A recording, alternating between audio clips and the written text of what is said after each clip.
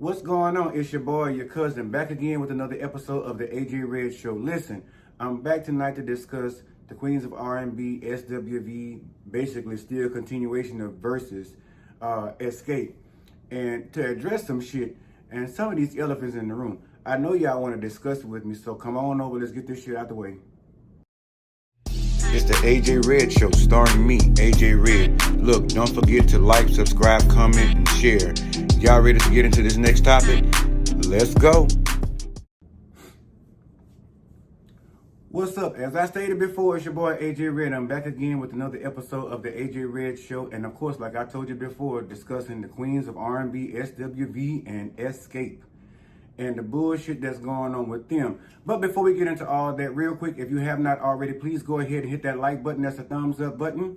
Please go ahead and subscribe now so that you don't forget, so that you'll get these crazy ass videos when I upload them. You'll be one of the first ones to get it. Comment and share with somebody, of course. And make sure y'all leave comments. Y'all been doing a really good job with that. I'm really enjoying going back and forth with the audience, talking to you guys, getting to know everybody. I'm really loving that. So first time to the channel, please go ahead and do that now. For the A1 since day one, y'all already know what it is. So much love sent to you all because, like I said, I feel so much of you all, but y'all give me so much more in return. And for that, I say I am very much thankful and grateful. So with that being said, and all the pleasantries and shit out the way, let's get down to tonight's episode. So, of course, like I tell y'all, I'm maybe a day late, but never a dollar short. But I'm going to go ahead and talk about this shit the way I see fit. There's a couple of things, like I told y'all, I wanted to address. But I'm going to get with that as I go about this here situation. So, opening up, they had Latasha and Taj, I think, meeting at the National Museum of African American History in Nashville, Tennessee. Which, honestly, I've never even been to Tennessee. I don't know what the fuck the country music is like other than what I hear over the airways and the radio and Leanne Rimes and, you know, Michael Bolton and all them people. I don't know what the fuck Nashville has to offer. But someday or another, pretty soon, I'm going to get down there and see what's shaking and actually get to visit that museum myself. But while Tasha and Taj were going through, you know, precious memories and shit, you know, hashing out old times and looking at seeing one of the groups in the museum, but not the other group. At least that's not what they showed on television anyway. But somewhere along the way, Taj began to talk and discuss things about how their career got started with SWV. And she talked about how Destiny's Child was such a big fan of theirs, like one of their #1 fans. She mentioned how whenever they were in Houston to do a show, that Destiny's Child with, you know, Beyonce and whoever the fuck the group members were at the time, because, you know, they changed, you know, several people. But anyway, I won't get into that. But they met them. They were always in the lobby of their hotel to greet them, to pretty much meet them. And she talked about how they took them on book signing tours with them and stuff like that, and how they had a really good time.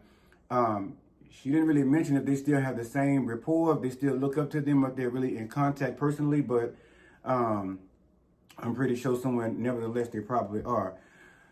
But somewhere along, you know, that little conversation, Tasha finally sat Taj down and told her and spilled the fucking beans and told her, hey, listen, I'm actually in Nashville because I'm shopping around, not a country record, not an R&B record, but a gospel record. And honestly, I think I knew all along she was shopping around gospel, but I'm thinking to myself, like, she like 46, I think. But at the end of the day, I think now that you're actually deciding to really, for real, go solo, now gospel is the only thing you seek. And honestly, you would have stood better chances going along with XSCAPE. At least you would have got some R&B money, because gospel folk don't pay no money. And they already said they're not going to buy your shit anyway. So I don't understand why at 46 you're deciding to do a solo career. I do understand wanting to do your own project, which all of the girls say they've done their own projects. They've done separate projects with each other. And Candy is all about getting money on several different fucking platforms. So you know she all about getting her money. So what is it to say that you couldn't just, Tasha, just say, you know, maybe I can work this schedule out or work something out with my management, but we're going to talk about who the fuck management is in a minute. And work both of these and actually get both these off the ground and actually manage them both. But that pretty much was far-fetched from her mind because, again, apparently, you know, her brain, as Candy referred to it, is rocky tells her pretty much what the fuck to do as when it comes to her career. But Taj was kind of devastated. She asked questions. She was like, what's the real situation? What's going on with you and your sister? And Tasha gave some old bullshit ass story about, her sister disrespected her mama and some old fuck shit. So basically, she was like, Taj was like, I think it's deeper than that. Which, honestly, it really is. It's about that 30 motherfucking K that's missing. That's what's going on amongst a bunch of other shit that's been happening over decades of their career or even their sisterhood. The fucked up tumultuous relationship that their mama, Miss Glow, with that second soprano hair she wearing. Listen, that's one of the things I wanted to address. I don't understand, and I don't like dragging nobody's mama, so Tamika, listen, I'm on your side. But at the end of the day, some shit just got to be called out. The bottom line is, everybody on this episode, on this season, whatever the fuck you want to call it, because they only filmed 6 motherfucking seasons, that's Candy already done spilled that part. So they're not doing no second series and all that bullshit and season and all that stuff. So, but everybody done changed up their hair. I'm trying to understand at this point, why is it that Miss Glow feels it's okay to keep wearing that second soprano hair? And why in the fuck is it that Tasha think it's okay to keep wearing this blonde shit? It's time to put some color on top of your head. I don't know who the fuck told you look good with that. Apparently, it must be Rocky, because that's the only person that piques your interest as far as what you should be thinking on a daily basis. So apparently, that's pretty much the only person that could see that's supporting that idea. But I'm only saying, if y'all together went and stole that $30,000 and spent it, the least y'all could have did was buy y'allself an array of wigs for Sunday, for the soprano section, the alto section, hell, even the tenor baritone section. It wouldn't make no difference. But switch that hair. Candy and all the rest of the girls will switch this shit. If they done went blonde, platinum, black, green, purple, all kind of shit, and red and everything else, switch it the fuck up. Moving on to Coco. Coco, somewhere along the lines, had a conversation with some friends, and she came out and mentioned that, she suffers with bipolar depression. And she wasn't really aware of this until 2017 when she was diagnosed. And, she was having thoughts of, killing the bitch and fucking him up real quick for the one time. And she said, honestly, that's when I knew that I had to get some kind of help. So luckily, she had enough sense to go down there and see a motherfucking doctor, psychiatrist, plumber, I don't know, whatever she went and saw, and got her some medication and got herself taken care of. And she's pretty much doing well right now. Her words, not mine. Coco also mentioned in this group of friends real quick, she said, and I'm just saying what she said. She said that she's 52, but the puss is 21, so it still gets wet and all that stuff. So apparently she's still having sexual relations. She's still somewhere having sexual relations, I don't know, with somebody doing her damn thing. Tamika and Miss Gloria have this meeting over there at Tamika's house, where Tamika done cooked this little meal and stuff and invited second soprano over and sat her down and actually wanted to have her come to Jesus meeting. And so sat down to the table and whatnot, and Tamika pretty much expressed herself as a grown motherfucking woman should, whether it's your mama or not. And let me tell y'all this. I'm not telling anybody I'm not an advocate for anybody disrespecting their parents. No, that's not what I'm saying. But what I'm saying is, as an adult, if there's some shit you need to get the fuck off your chest from childhood and even at this present moment, you should feel adult enough to be respectful enough to go to your parents and find the right motherfucking words and tell them how you feel. Even if that means putting their motherfucking ass in their place. One thing I've learned is wisdom does not come with how long you've been here. I don't give a fuck what nobody tells you. Oh, wisdom comes with age. That's bullshit. There's some shit that us young folks done been through, that people done been here for years and ain't never seen in their motherfucking life and never thought they would see. They always tell Methuselah lived, over 1,000 years or so or more, and he ain't know every motherfucking thing, so I don't believe in that. So when it comes down to a situation like that, I think there's a fine line to be drawn, that if you are a fucking adult, that you should speak as a fucking adult, whether it be before your peers at work, whether it's with your children, your siblings, and that's including your parents. There are boundaries to be set, and you need to be recognized as a fucking adult and not as a 13-year-old, a 9-year-old, or 15-year-old child. Yes, respect your parents by all means, but make sure you get your point across respectfully. And sometimes, in Tamika's case, even if that comes with threatening to cut your motherfucking ass off, then so be it. If that's gonna give me my peace, then that's what the fuck it's gonna take. And trust me, I'm with her on that. At this area in my life, I'm behind them somewhere, far behind them. But I'm in the area of my life that's what I want to protect the most is my peace. That means the most to me. So if you come around with some fuck shit, including my mother, we gonna have to talk. And if we can't come to some kind of agreement and pull wine up and slap legs and kiki and ha-ha, then listen, maybe you need some time from me and I need some time from you. Hopefully it's not very much time before we realize what the fuck's going on. Of course, in Miss Gloria's case, because soon as the meeting started, she getting all force fan shit, want to tell a girl, she was the 5th member of the group. And no, the fuck you wasn't. You wasn't never. I ain't never seen nobody in the group with that hair, so I know you couldn't have been no 5th member. Ever since I put that mic in your hand. See, that's the problem. Parents decide that sometimes they want to feel fucking entitled for taking care of you and saying yes to an opportunity that was already granted to you from the universe, God, your birthright, or whatever. Your mama didn't give you shit but life. She shitted you out. Yeah, she did that. She took them 9 months to probably not drink, but most of them probably did. They had some brandy. Fuck that. And they probably smoked some cannabis. In our case, black folk weed. And they went to bar rooms and shit. So, but with that being said, the bottom line is, the only thing you really owe is thankful for life and doing her job as a mother and giving you half the love, because at this point she hadn't been showing any. But the bottom line is you owe your parents nothing. You know what I'm saying? And when I say that, I mean you owe them nothing as in aspects of dumbing yourself down, quieting yourself, and stressing yourself out and feeling like you're not being heard in a respectable manner. No adult should ever feel like that when it comes to anybody in their motherfucking life. But somewhere along the way, Miss Glow came out with this, she's 5th member and all this different shit. No, you ain't. No, you're not. You ain't no 5th member. I ain't never seen you in the background doo-wop popping or singing a motherfucking thing. I ain't never seen you did a ooh bop, none of that shit. And that's the wrong song. That ain't for Escape, but y'all get my fucking drift on this shit, right? She ain't saying a motherfucking thing. She signed some contracts and the parents signed some checks that wasn't supposed to be for her.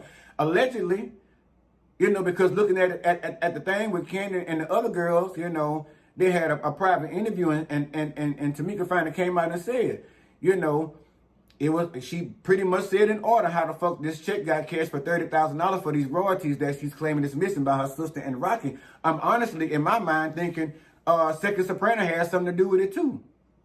I'm thinking she might have spent that money too, and that's why she's so over here taking up for Tocha so much. But anyway, we're going to get into that shit later because I got so much more to show I need to get around to. What else going on? Taj and Candy meets down to Candy's house, her humble abode. One of her houses, I don't know, fuck. And they get to discussing things and carrying on and talking and all this other shit here. And of course, right off the rip, they wasn't even 2 minutes into the scene. And Taj came out with, hey, let me tell you something. I met with Tasha over here in Niceville. And she told me that shit, she was over there shopping around her own solo deal with Motown Records on the gospel side. Candy didn't seem phased at all. When she told her she was down there trying to sell, you know, herself to the peoples over there in Niceville, with this gospel record, she was like, shit is just a repeat of history. It's like, it's nothing to us at this point. Now, we knew it was something that was holding her the fuck out. We just didn't really know all of what it was, but I told y'all what she was doing. She was holding out for the big payday. She wanted to use them as a security blanket to make sure they were there just in case the other shit didn't work out with Motown Gospel.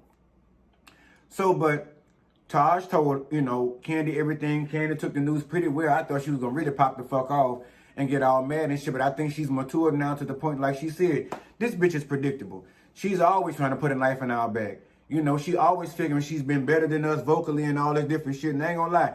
At this point, y'all have been in the industry 20, 30 years, you know. Yeah, us in the 90s, we loved y'all music, you know, all that shit. We still love y'all music, but at the end of the day, I mean, I ain't gonna say nobody's not running down it because y'all sitting the thing out. But it's like, shit, y'all getting old and y'all do need to keep working like Tiny said until y'all leave about this motherfucker. Ain't nobody got, you know, I ain't gonna say anybody got no money because Candy paid. Tiny went and married money. She was smart. She went and married T.I. to make sure that their bank accounts, if not matched, his was bigger than hers. The rest of the ladies had all kinds of motherfucking hell from what I understand because Tasha at some point was living with the mama. And I don't understand how the fuck that happened when you had a whole husband and a child. But apparently Rock ain't good for nothing but having side babies with side bitches and shit after having a 5-year relationship with the side chick and acting like he ain't did nothing. We're going to touch on that shit on another day if I don't get drunk enough to talk about all that shit up on here. But yeah, so anyway, after they went through that, they got over that shit real quick. Candy was over, they was on to the next thing. Now, I will say, there was a meeting between Leanne and her son. Let me tell y'all, I have, but not to say this, there ain't really very much I really understood, heard, what the fuck was going on between Leanne and her son, because I really was so disinterested. I really wasn't honed in on what they were talking about. They were talking about music careers and some yada, yada, yada, blah, blah, blah. My focus, if any of y'all watched and paid attention, was this lady sitting behind them at the bar, looked like Shirley off of What's Happening. She was sitting behind them and she was over there fucking up, I don't know if it was some potato salad, I don't know what the fuck she was over there eating, but she was fucking up that plate real quick. Go back and look at it and go strictly back to the part where Lily and her son was meeting in this restaurant over there and was sitting down talking. And every time they put the camera on Lily, there was a woman sitting over her in the camera, her right shoulder. And I swear she looks like Shirley off What's Happening. Hair and everything, the jean jacket and all, the whole fucking nine, y'all. She was over there, she had an order, she had appetizers, drinks and all that. She was on Facebook fucking up the thing, checking her DMs and shit. She was looking at Instagram and everything back there. Fuck, I didn't give a fuck what they was talking about. Big Shirley was my focal point because she was way more interested at that point until Leanne, oh, real quick, back with Tocha and Miss Glow. Miss Glow gave the forced apology and all that different shit that she made, Tamika and her mother, with the forced apology that she gave, that she pretty much made Tamika take, and if you watch the episode, you know what the fuck I'm talking about. It was a forced apology is what I call it. But anyway, jumping back up to where I was, I tuned back into Leanne and her son when she began to talk about the struggle that she had gone through with being homeless, living in the car, all that shit, going work down at the lesbian bar and all that different stuff. And I don't know if she was hunching on the ladies or what the fuck she was doing. I don't know if she was doing a little something strange for some change or what. But sometimes you got to make them ends meet. And that's why I sit there and say, y'all fuck around and make me famous if y'all want to. Every penny that I make, I'm going to donate it, a good decent penny of it. But everything else I'm going to make that shit turn and churn. They get so happy with their motherfucking checks. They start going by Bentleys, Mercedes, and all this other shit. BMWs, black man working. Because that's what the fuck they say BMW stand for. And if you buy one of them motherfuckers, you best understand you better either be one black man working or be prepared to be a black man working, because them notes gonna kill that ass, that insurance gonna kill that ass.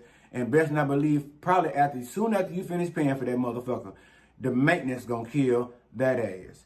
But anyway, nevertheless, I thought it was kind of heartbreaking to understand that what happened with them was Coco did the same thing back then. She shopped around a solo deal, and she was the lead singer for their group. See, XSCAPE really didn't have a lead singer. They kind of rotated a little bit, so everybody kind of got a taste of the front ground and shit, and then learned the background parts and the other chicks, vocals, just in case they had to switch.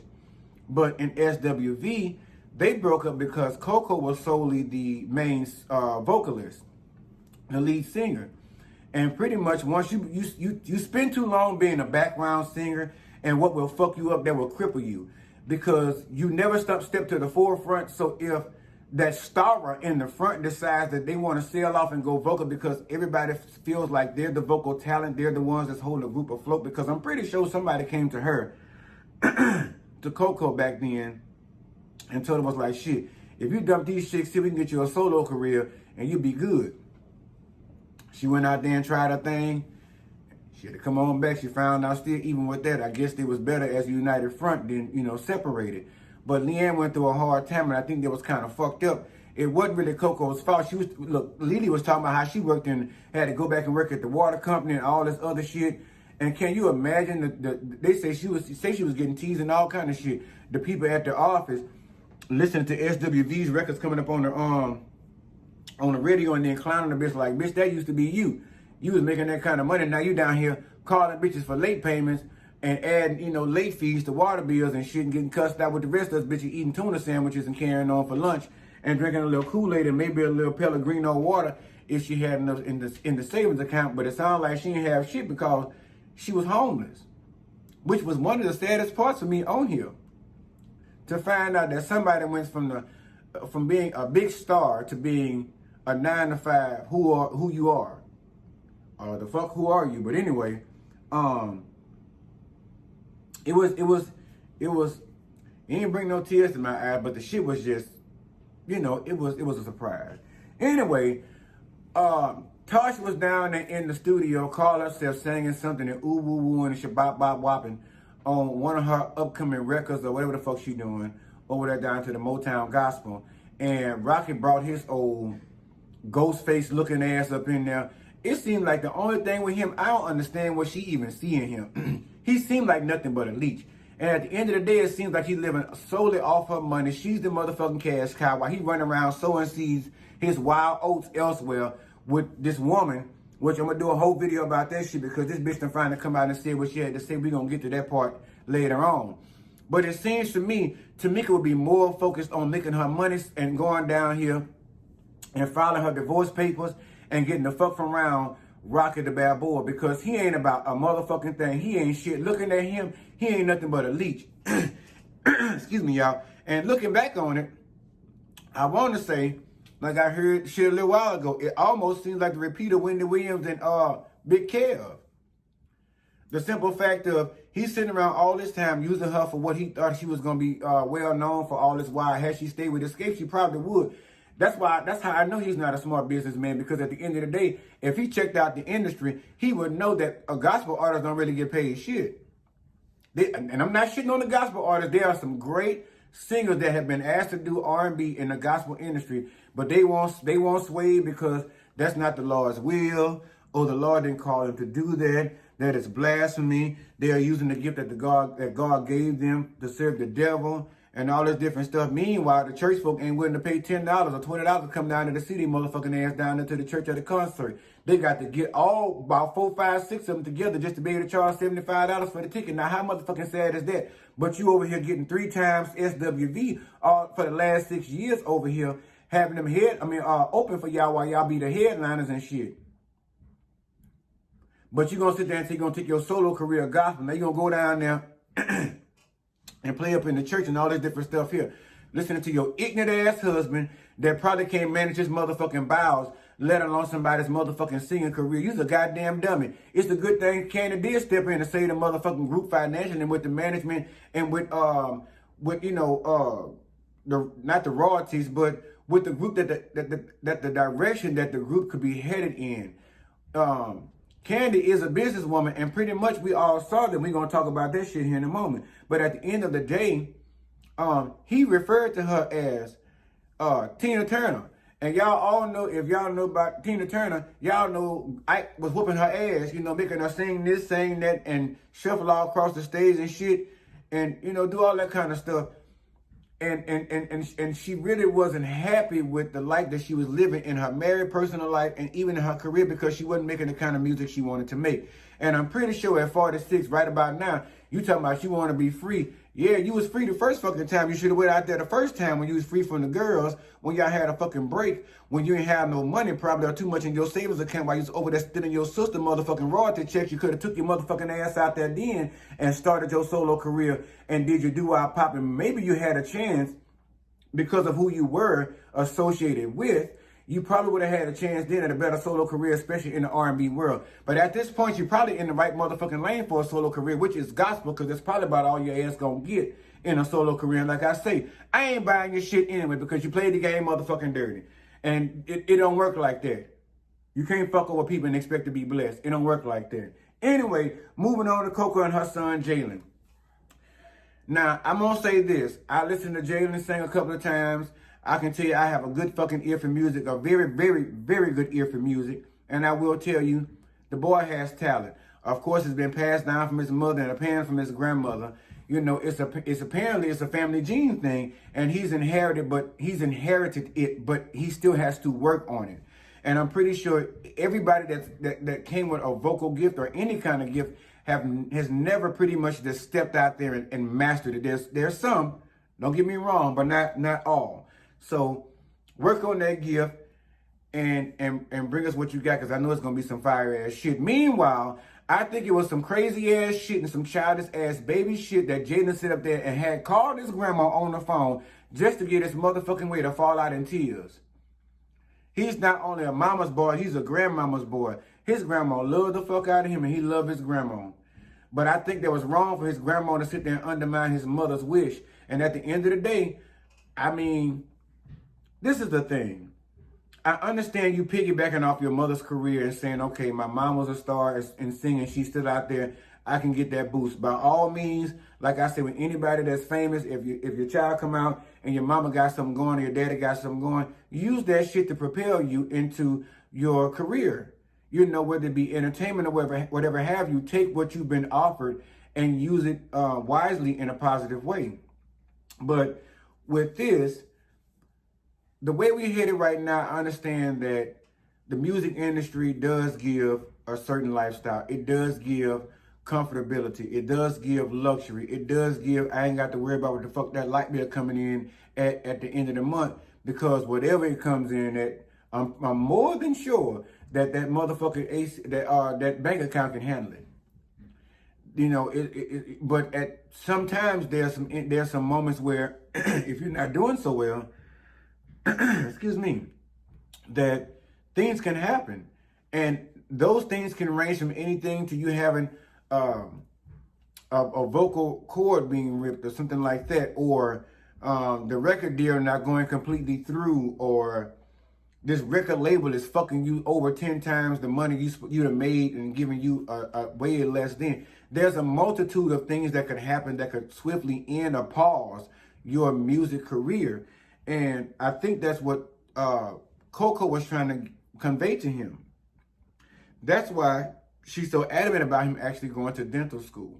I don't know if it's just dental school she's so adamant about, but some kind of school, because at the end of the day, there's been so many people. I mean, fuck, we just talked about Lily. She was over there, part of XSCAPE, making all that dough. And when the group broke up, she sleeping in her fucking car.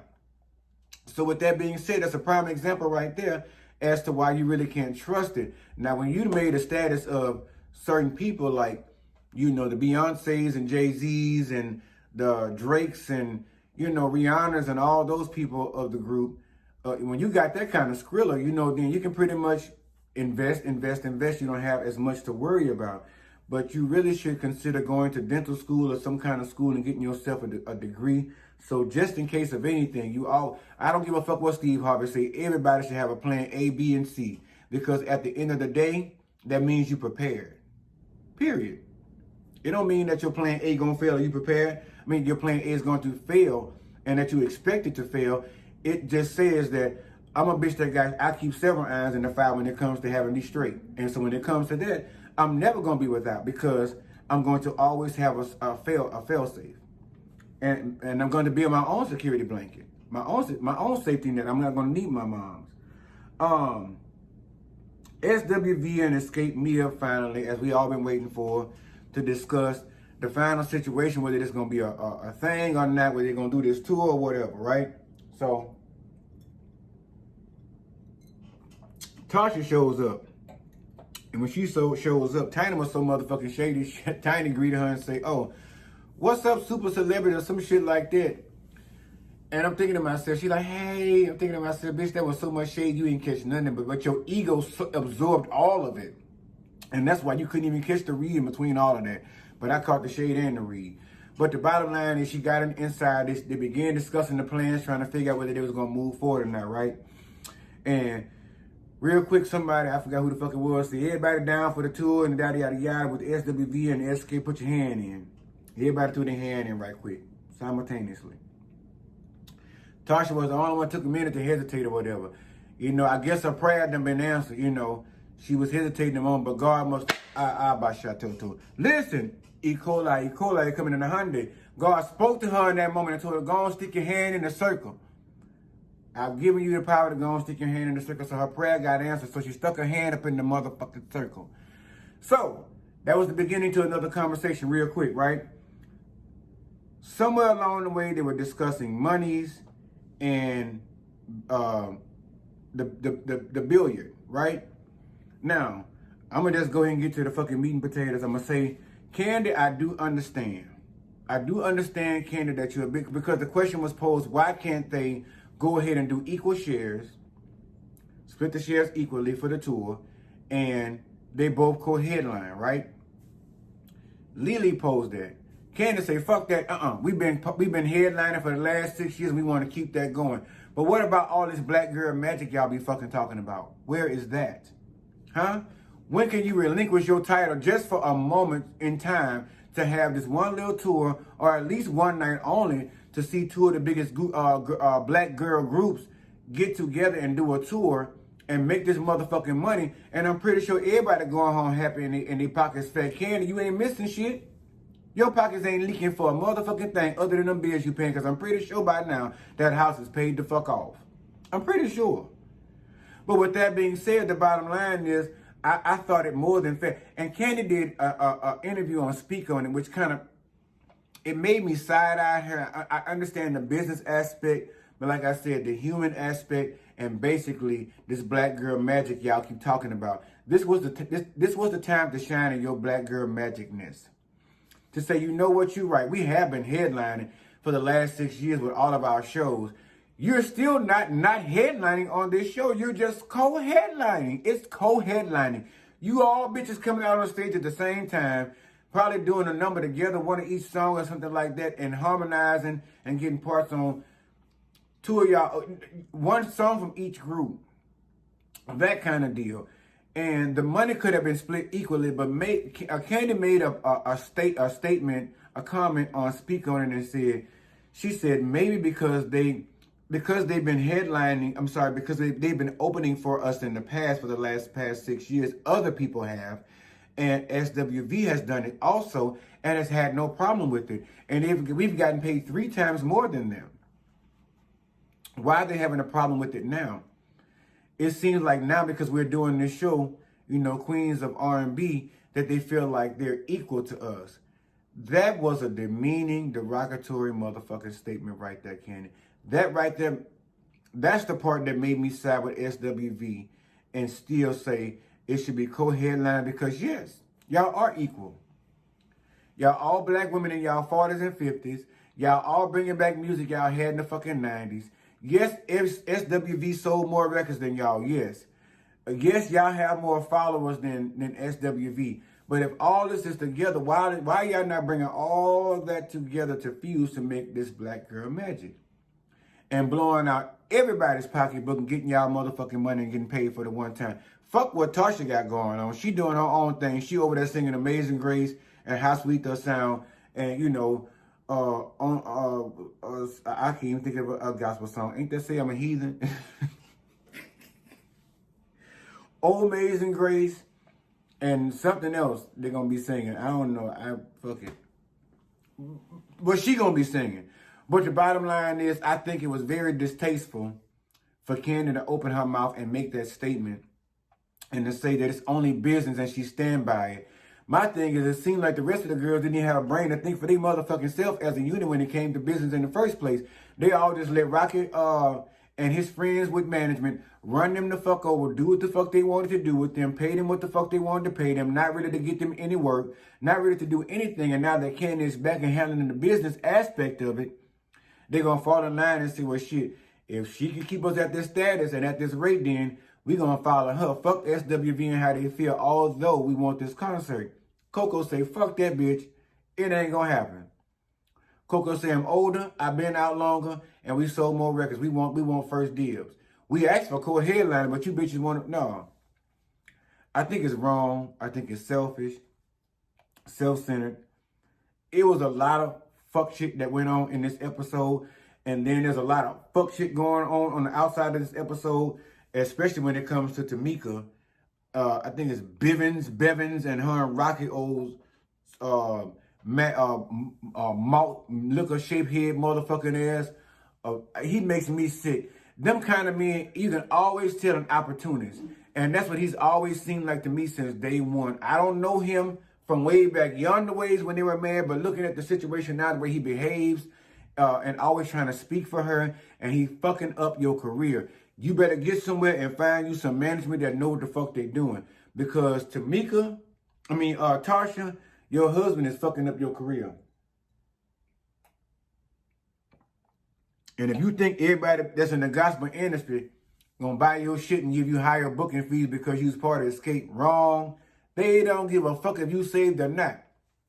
The bottom line, stone cold Christians other than the Clark sisters and Yolanda Adams and Shirley Caesar, some of them, they don't mind working with secular artists because they think, and Kiara Shear and all of them and Tocha, they want to win y'all over, and they've already crossed that barrier. You know what I'm saying? They've carved the lane for R&B and rap artists to do this shit. Yeah, Kirk Franklin. But you got some of them so devout over there, and the ones that's gonna be, put money in your pocket is gonna be sitting there saying, she ain't no Christian woman. She done got out there and all that sexy shit way back in the days. They ain't gonna want to pay you shit. And you're gonna be over there with some 20. I'm waiting for you to come through Houston and for me to get a $25 ticket for me to come over and hear you sing Old Amazing Grace and whatever the fuck it is you done put on that CD that you went down there and wrote up and rehearsed down there in a studio that don't make no sense. Now don't get me wrong, Tasha got vocals. She really do. She does. She's always had vocals, and of course, she and Coco are the divas of each group. Now Leanne and Taj, they do a little something. Taj got a voice on her, so that's probably how she was able to sustain with some other shit going on her side when shit went south.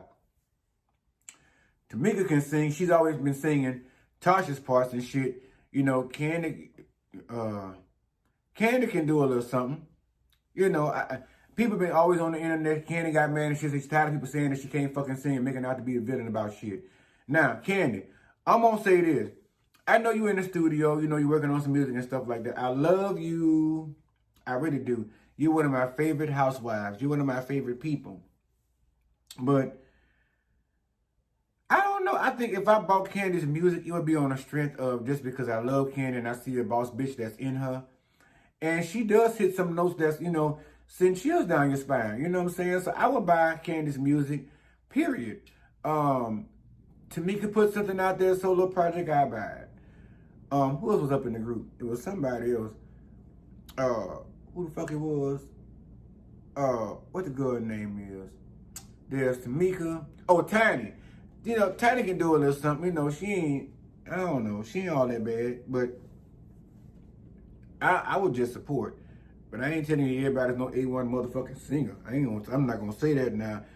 I'm not gonna be like Tamar and see what the fuck she said. We gotta discuss her and her bullshit too at some point real quick.